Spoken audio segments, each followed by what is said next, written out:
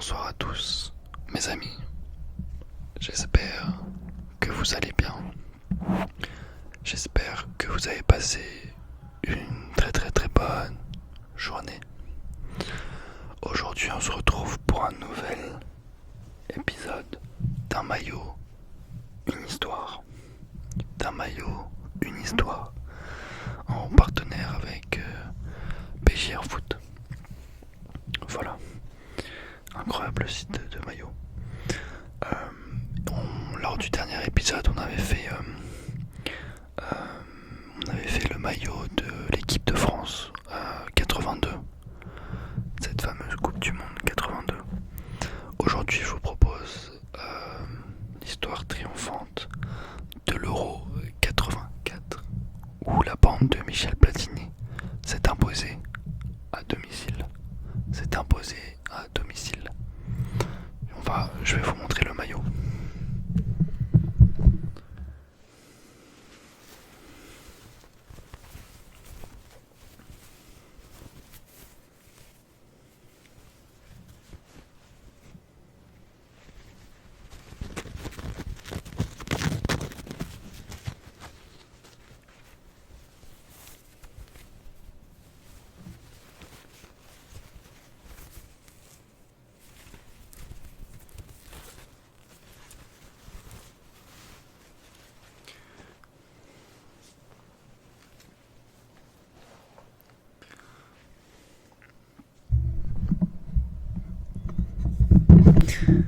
Et donc, je vais vous lire un petit peu le résumé du parcours de cette équipe de France. L'équipe de France de Michel Hidalgo. Alors, qui débute par le premier tour contre le Danemark, où l'équipe de France l'emporte 1-0. Un match assez difficile, puisque Manuel Amoros reçoit un carton rouge à la fin du match, et du coup il a été suspendu, et malheureusement il a pu jouer qu'en finale.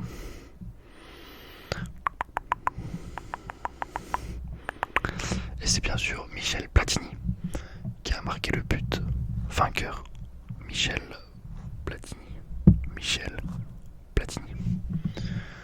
Alors, ensuite, on continue avec le premier tour contre la Belgique, où l'équipe de France s'est imposée 5-0 dans un samedi ensoleillé, un temps idéal pour jouer au football. Et Platini a marqué 3 buts, triplé de Michel Platini pour le deuxième match. C'était à Nantes. On continue avec le troisième match contre la Yougoslavie, où Platini, encore lui, remarque un triplé. Alors ça c'est très rare, hein, qu'un joueur réussisse de tripler de suite. C'est extrêmement rare.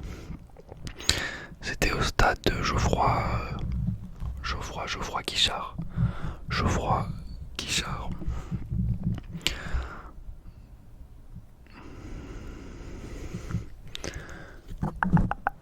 Ensuite, on passe aux demi-finales. Ça va vite. Et là, c'était un match très compliqué pour la France, puisque la France a gagné 3-2 après prolongation.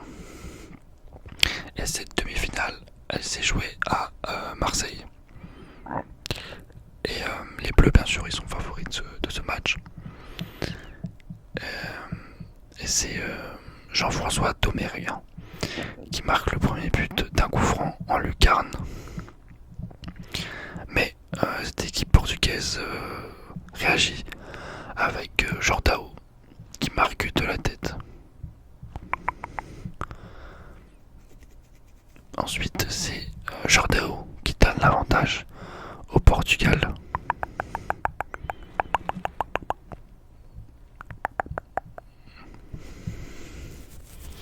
Domergue marque encore une fois et égalise.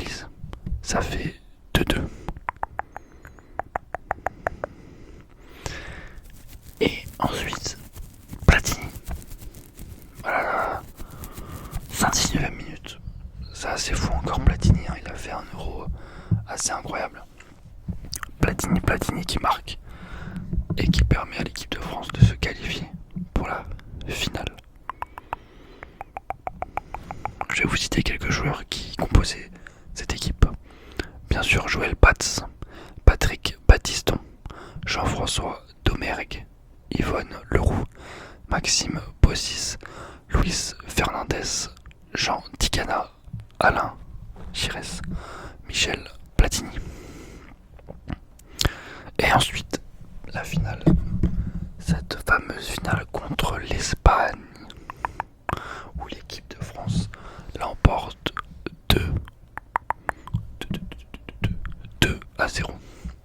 Et donc là, je vais vous lire complètement le petit résumé du match.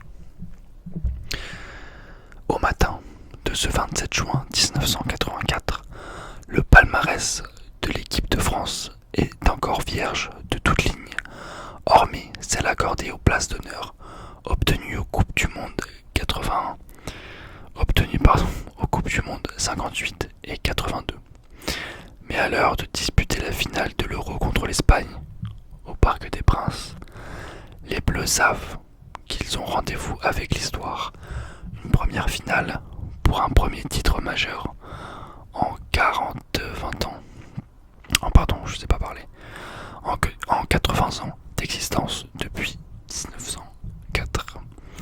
Le match est serré, tendu, et le pays guette un nouveau coup de génie de Platini pour le faire basculer. Et si c'était sur ce coup franc direct de la 57e minute à l'entrée de la surface, le capitaine tricolore arme son célèbre tir brossé du pied droit.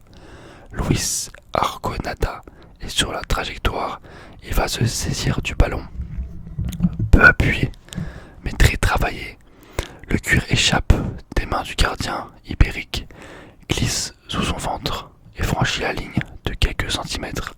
Incroyable, l'Espagne met un genou à terre et mettra le second sur un contre victorieux et un ballon piqué de Bruno Bellone en fin de match, alors que les tricolores évoluent à 10 après l'exclusion de Yvon Leroux. Les Bleus, sacrés champions d'Europe, soulèvent le trophée Henri Delaunay devant leur public. Historique. Encore une fois, Platini, il a fait une compétition juste magistrale, hein, Michel Platini. Je vais essayer de vous mettre des petites photos.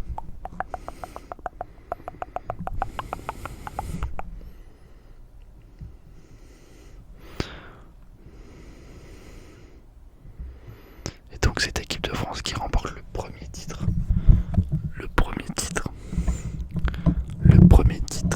de son histoire. Et après, bien sûr, on se rappelle de tout ce qui s'est passé en 98, en 2000 également.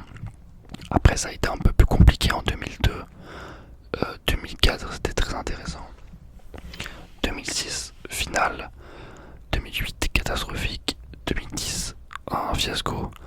2012, horrible. 2014, c'est mieux.